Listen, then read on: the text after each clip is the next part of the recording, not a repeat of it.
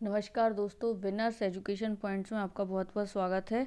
दोस्तों, आज की इस वीडियो में हम जो हमारी आंसर्स बुकलेट का सेशन चल रहा है, आज की इस बुकलेट में हम सोशल के 6 मार्कर्स देखेंगे कि सोशल के 6 मार्कर्स को कैसे देखना है। और इस वीडियो की फ्री पीडीएफ आपको निःशुल्क टेलीग्राम चैनल पर उपलब्ध कराई जाएगी। तो विनर्स एजुकेशन पॉइंट का निःशुल्क टेलीग्राम चैनल को आप ज्वाइन कर लीजिए। 6 मार्कर्स का दोस्तों पहला क्वेश्चन है, स्वास्थ्य संबंधी प्रमुख समस्याएं लिखिए। तो दोस्तों इन्होंने कैसे लिखा है, सबसे पहले इन्होंने लिखा है शोध पत्रिका द लेसेंड की रिपोर्ट के अनुसार। अगर आपने इतना लिख दिया तब आप ये मानकर चलिए आपको 100% एक नंबर आपने बढ़ा लिया, क्योंकि आपने कुछ न कुछ यूनिक किया है। तो शोध पत्रिका द लेसेंड के अनुसार स्वास्थ्य सुविधाओं के मामले में भारत 195 देशों में 145वें स्थान पर है, जो भारत की स्वास्थ्य समस्याओं को इंगित करता है। जैसा कि हम शुरू से ही कहते आ रहे हैं, 6 नंबर में भी आपको 1-2 लाइन की भूमिका अवश्य लिखनी है। अब इसमें स्वास्थ्य की जो प्रमुख समस्याएं हैं वह निम्न हैं। स्वास्थ्य के क्षेत्र में आधारभूत अवसंरचना का अभाव, फिर प्राथमिक स्वास्थ्य केंद्र में 50% अनुमोदित जो पद है, अनुमोदित का मतलब जितने अलॉट हुए हैं उनमें से 50% पद रिक्त हैं। डॉक्टर व मरीज का अनुपात इतना है, एक डॉक्टर और 1612 पेशेंट, एक डॉक्टर 1612 पेशेंट। सहायक चिकित्सकों की कमी है। आधुनिक चिकित्सा उपकरणों का अभाव है। स्वास्थ्य के क्षेत्र में जो जीडीपी है वह मात्र 1.3% है, जबकि WHO एवं अन्य स्वास्थ्य संगठन यह कह रहे हैं कि कम से कम किसी भी देश में 10% से ऊपर होनी चाहिए। और अमेरिका, चीन जैसे देशों में यह जीडीपी कम से कम 5% से ऊपर है भी, लेकिन भारत में यह मात्र 1.3% है, जो कि अपने लोअर स्तर पर है। तो आपको इस प्रकार से लिखना है, तो आपको नो डाउट अच्छे नंबर मिलेंगे। नेक्स्ट है, सर्व शिक्षा अभियान को समझाइए। सभी को प्राथमिक शिक्षा उपलब्ध कराने के उद्देश्य से वर्ष 2000-2001 में सर्व शिक्षा अभियान प्रारंभ किया गया। और सर्व शिक्षा अभियान की प्रमुख उपलब्धियां कौन कौन सी हैं? सर्व शिक्षा अभियान की प्रमुख उपलब्धियां हैं, 1956 में साक्षरता दर 11%, जबकि 2011 में 69% हुई। मतलब यह उपलब्धि बता रहे हैं कि 1956 में जहां साक्षरता रेट जो है वह 11% थी, तो वहीं 2011 में यह बढ़कर 69% हो गई है। सकल नामांकन अनुपात में वृद्धि हुई है, अर्थात स्टूडेंट्स अब ज़्यादातर अधिकतर लोग अपने बच्चों को पढ़ाने के लिए आगे आ रहे हैं, ज़्यादातर लोग सक्रिय हैं। तो जो नामांकन स्कूलों में नामांकन की रेट है वह भी बढ़ रही है। भारत में लगभग 96,000 नए स्कूल खोले गए हैं। शिक्षा के क्षेत्र में आधारभूत अवसंरचना का विकास भी हो रहा है। स्कूल ड्रॉप आउट दर में कमी है। बालिका शिक्षा में बढ़ोतरी हो रही है।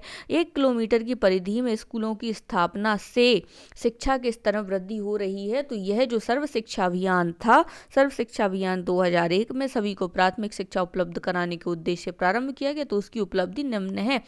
आपको इतनी ही कॉपी मिलने वाली है और आपने इतने नंबर लिख दिए, तो आपको अच्छे नंबर मिलने हैं दोस्तों। देखिए, इसमें इनको 4 नंबर मिले हैं और इसमें भी इनको 4 ही नंबर मिले हैं। 6 में से 4 नंबर एक बहुत अच्छा स्कोर होता है। नेक्स्ट है, राष्ट्रीय स्वास्थ्य नीति 2017 के प्रमुख प्रावधानों का जिक्र कीजिए। राष्ट्रीय स्वास्थ्य नीति 2017 के प्रमुख प्रावधान निम्न हैं। जीवन प्रत्याशा दर जो है 2024 तक 67.5 से 70 तक लाना, अर्थात अभी जीवन प्रत्याशा औसतन 67 साल तक व्यक्ति जीते हैं, तो उसको 70 तक करना। शिशु मृत्यु दर के मामलों को 2020 तक 23 पर लाना, अर्थात अभी इनकी संख्या बढ़ी है, तो 2000 मतलब शिशु मृत्यु दर प्रति 1000 जीवित जन्मों पर शिशु मृत्यु दर को 23 तक लाना। 2018 तक फाइलेरिया का उन्मूलन। 2017 तक, हाँ ये इन्होंने पता नहीं क्या लिख दिया, ये काला जार है दोस्तों, काला जार को इन्होंने काला काल लिख दिया है। तो इसलिए जब आप मेंस की कॉपी लिखते हैं, जो कॉपी चेक करते हैं, तो वो इन पे ऐसे गोला लगा देते हैं। अगर आप अपनी कॉपी देखने के लिए जाएंगे तो आपको ऐसा मिलेगा। मातृ मृत्यु दर को 2020 तक 100 के स्तर पर लाना। 2020 तक 90% एड्स रोगियों को अपनी HIV की स्थिति का पता हो, ऐसी जानकारी के लिए व्यवस्था करना, और राष्ट्रीय स्वास्थ्य प्राधिकरण का गठन किया जाएगा। तो ये प्रमुख स्वास्थ्य नीति के घटक थे। इसमें इनको मिले हैं 4.5 मार्क्स। नेक्स्ट है दोस्तों NRHM की प्रमुख उपलब्धियां लिखिए। NRHM क्या है? NRHM का सबसे पहले इनको फुल फॉर्म लिखना चाहिए था दोस्तों कि NRHM क्या है। NRHM है नेशनल रूरल हेल्थ मिशन या फिर राष्ट्रीय ग्रामीण स्वास्थ्य मिशन। यह इसका फुल फॉर्म है। कभी भी जब ऐसा कोई शॉर्ट आता है तो आपको लिखना चाहिए NRHM सबसे पहले है क्या। फिर NRHM जो है यह एक अभियान है। इसका उद्देश्य है ग्रामीण क्षेत्र में बेहतर स्वास्थ्य सुविधाएं उपलब्ध कराना। इसका प्रारंभ किया गया 12 अप्रैल 2005 को। इसकी प्रमुख उपलब्धियां हैं आशा कार्यकर्ता के द्वारा टीकाकरण के लक्ष्य को काफ़ी हद तक पूर्ण करना। इन्होंने क्या किया, आशा कार्यकर्ता के साथ साथ टीकाकरण के लक्ष्य को काफ़ी हद तक कंप्लीट किया। स्वास्थ्य संस्थागत प्रसव में 83% बढ़ोतरी हुई है। संस्थागत प्रसव में जब से NRHM की स्थापना हुई है, NRHM का सक्रिय योगदान रहा है, तो जो संस्थागत प्रसव है वो 83% बढ़े हैं। संचारी व गैर संचारी रोगों की रोकथाम हुई है। शिशु मृत्यु दर 3.2% तथा मातृ मृत्यु दर में 2.4% की कमी आई है। और ग्रामीण क्षेत्र में अधोसंरचनात्मक स्वास्थ्य आधारभूत संरचना का भी विकास हुआ है।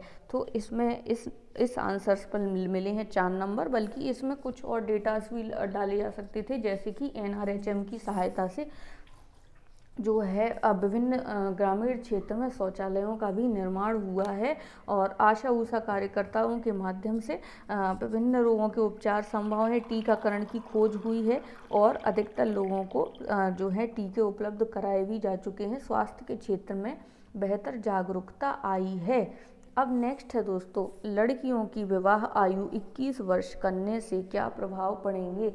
ये एक अच्छा प्रश्न है। ऐसे प्रश्न तभी पूछे जाते हैं जब अभ्यर्थी की मेंटल स्टेबिलिटी का पता लगाना हो, कि अभ्यर्थी किस दिशा में सोचता है, पॉजिटिविटी का पता लगाना हो, तब इस प्रकार के प्रश्न एग्जाम में दिए जाते हैं।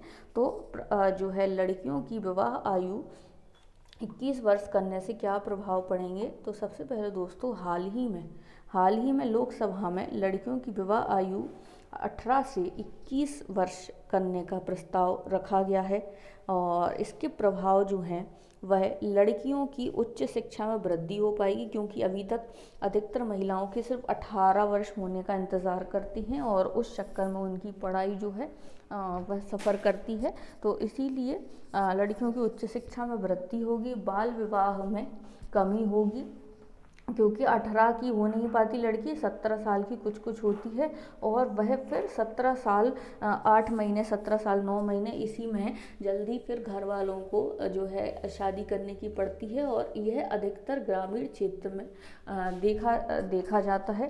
तो इससे बाल विवाह में भी कमी आएगी और लड़कियों की प्रजनन दर में कमी आएगी। दोस्तों, कम उम्र में शादी हो जाने से लड़कियां जल्दी जो है फर्टिलिटी उनकी रेट ज़्यादा होती है।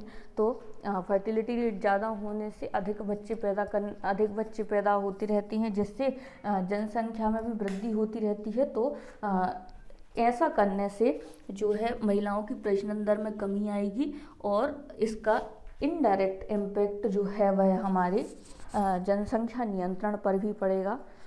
लड़कियों को रोजगार के अवसरों में बढ़ोतरी होगी, और लड़कियों को महिलाओं की स्वास्थ्य गुणवत्ता में सुधार होगा, और महिलाओं की निर्णय क्षमता में विकास होगा। क्योंकि दोस्तों, आप खुद ही समझते होंगे कि एक 18 साल का बच्चा ज़्यादा अच्छा निर्णय ले पाएगा या फिर एक 21 साल का बच्चा ज़्यादा अच्छा निर्णय ले पाएगा। तो आप सभी का उत्तर होगा नो डाउट एक 21 साल का बच्चा ज़्यादा अच्छा निर्णय ले पाएगा।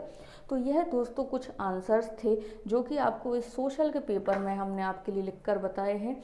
तो दोस्तों, आई होप आपको ये सेशन पसंद आ रहा होगा, और अगर आपको यह सेशन पसंद आ रहा है तो आप कमेंट के ज़रिए बताइए, ताकि हम आपके लिए इसी प्रकार से और भी बेहतर सेशंस लाएं और आपकी तैयारी सुनिश्चित करें, ताकि अगला MPPSC जो टॉपर हो वह विनर्स एजुकेशन पॉइंट से ही निकले और उसमें विनर्स एजुकेशन पॉइंट की भूमिका हो। तो हमारा यही निस्वार्थ प्रयास रहेगा हमेशा। अन्य किसी भी जानकारी के लिए आप डिस्क्रिप्शन बॉक्स में भी देख सकते हैं और आप हमारे टेलीग्राम चैनल को फॉलो कर लीजिए ताकि इस वीडियो की फ्री PDF आपको प्राप्त हो जाएगी। तो दोस्तों, थैंक यू फॉर वॉचिंग।